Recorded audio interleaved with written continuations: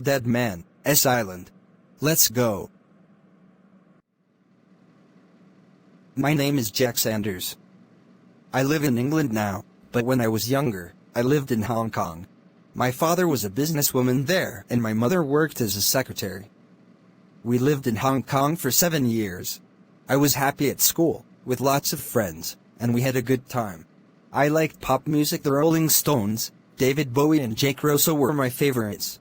Jake Rosso was my favorite singer. He died in a car accident the year I left school, but I listened to his pop records all the time. Then one day in winter when I was 17, things began to go wrong for me. My father went to Australia on business. I loved him very much and didn't like him going away. Come home quickly, I always said to him. He was in Australia for 2 weeks. Then, on the day of his journey home, an airplane from Sydney crashed into the sea just south of Hong Kong. Everybody on the plane died. I heard about the plane crash on television. At first, I did not think about my father. Then I remembered he was flying back from Sydney on that day. Oh, no. I cried. I telephoned the airport, but they did not know the names of all the passengers then. Perhaps my father didn't get that plane, I thought. Please. Oh, my mother was at work and I called her on.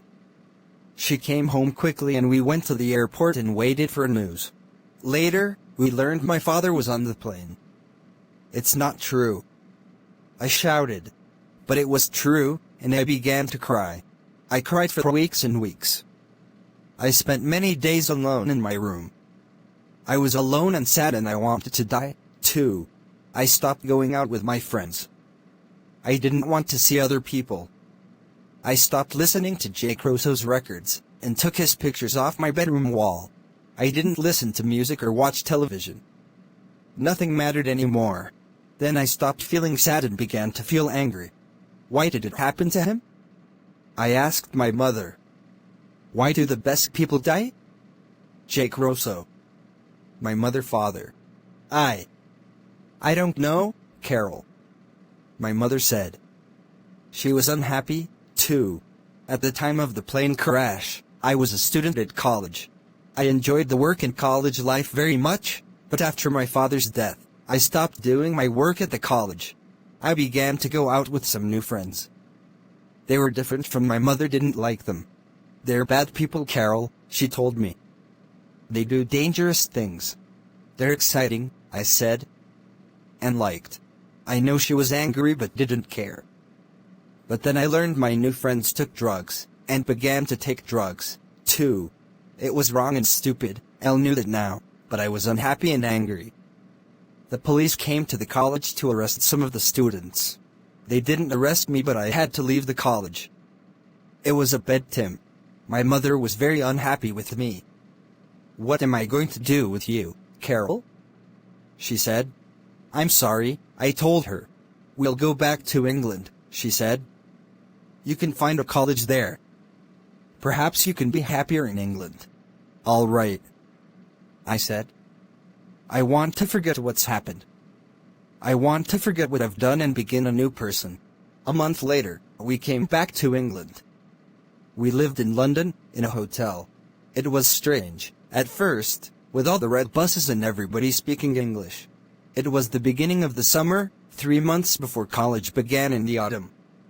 London was full of tourists. We looked at the famous buildings, Buckingham Palace, the Tower of London.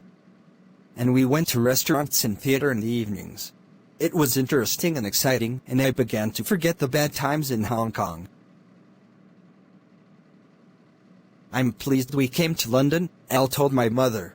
But after a few weeks, she said, you need to find a college, Carol. You must go on studying. And I need a job. That evening, we looked in the newspapers. What about this?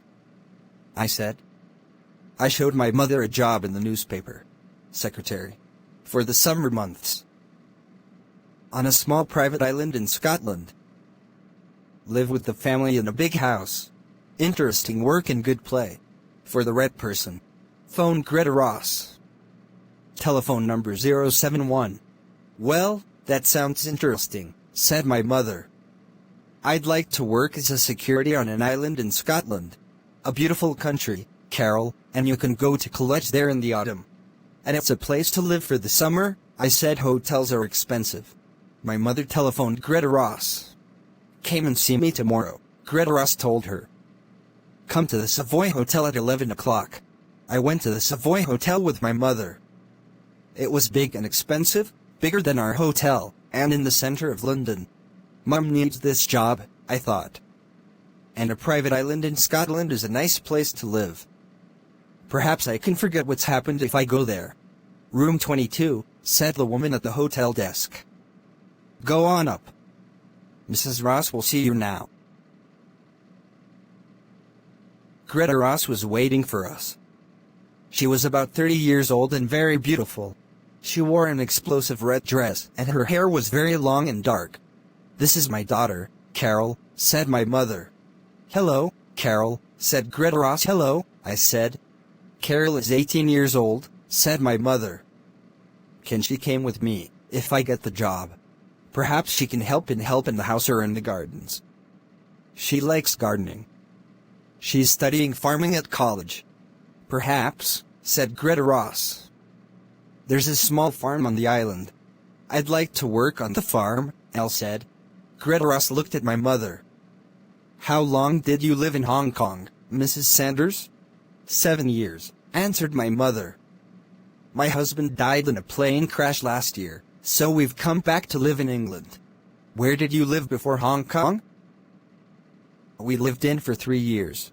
Then Greta Ross looked my mother into a room and asked her more questions. I waited outside. Greta Ross is nice, I thought. I hope my mother gets the job. Soon after, the door opened and my mother came out. She was smiling. Greta Ross said, Please wait here for a minute, Mrs. Sanders. I went to make a phone call. She went back into the room and closed the door. I was sitting on a chair near the door, and I could just hear Greta Ross's voice singing on the phone. I think I've found someone, she was saying. She has a daughter, but the girl can work in the garden or on the farm. Don't worry, they've been away from England for 10 years. It'll be all right, I tell you. Don't worry. After a few minutes, Greta Ross put down the phone and came out of the room. You've got the job, she told my mother. My mother was pleased. Thank you, she replied. I was pleased, too, but now I was worried about that phone call. I didn't understand it. Like and subscribe and buzzer alarm. Salam.